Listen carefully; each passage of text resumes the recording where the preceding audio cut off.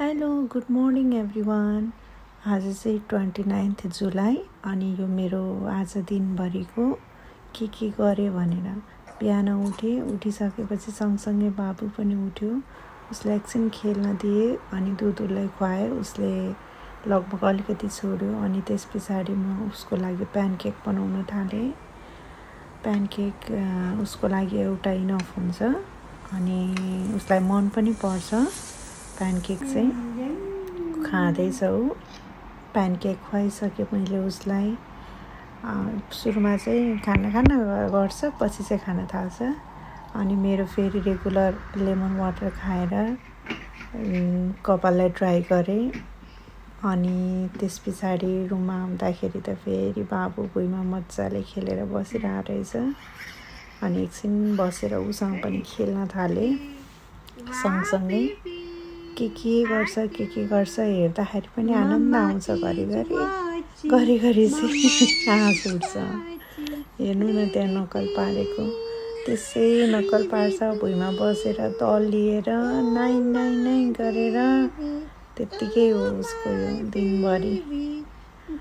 अनि एकछिन उसँग टाइम बिताएँ, खेलेँ उसँगै, एकछिन हाँसेँ, कराएँ। अनि ऊ त्यहाँ हेर्नु न, उसले गिभ मम्मा भन्दाखेरि कस्तो मजाले दिन्छ। उसलाई चाहिँ सामान दिने, लिन मजा आउँछ। दिइरहन्छ, फेरि लिन्छ, फेरि दिन्छ, फेरि लिन्छ। त्यस्तै गर्दैछ उसँग। म माग्दैछु, ऊ मलाई दिँदैछ। बच्चा पनि कति छिटो बढेको हेर्दाखेरि पनि आनन्द आउँछ। अनि खेलिसक्यो अनि निदायो। सँगसँगै उसको ड्याडा पनि सुतिरहनु भएको थियो। अनि मैले चाहिँ म्युजली र मिल्क खाएँ। अनि खाना बनाउनतिर लागेँ। ब्रोकोली र आलुको सब्जी, गेडागुडीको रस बनाउनतिर लागेँ, बनाउँदैछु। अनि मेरो लगभग पाकिसक्यो। अनि फेरि गएर एकछिन बाबुसँग खेल्न थालेँ।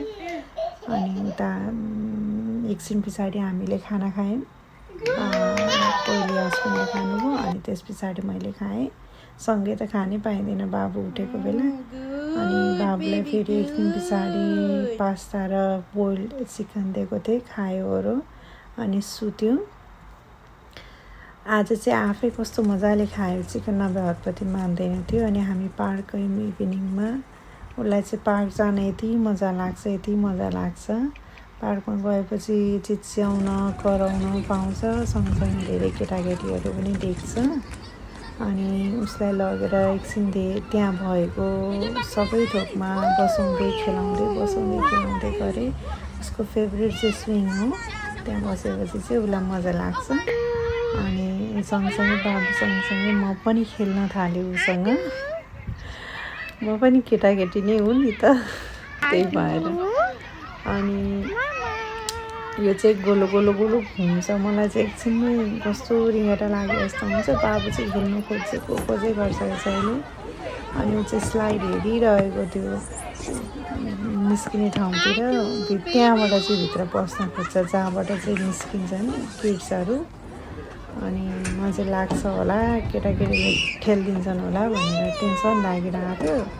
तर त्यस्तो भएन। अनि ऊ खेल्दै ओर्दैन। तर आज पार्कमा अलिकति लड्नु चाहिँ, तर त्यस्तो गाह्रो हुने गरी चाहिँ होइन। तर रुन चाहिँ रोयो अनि सुत्यो फेरि। अब हेर्नु न कस्तो छिटो त्यहाँ सुत्यो होला भनेको त हत्त न पत्त गर्दै आइहाल्छ।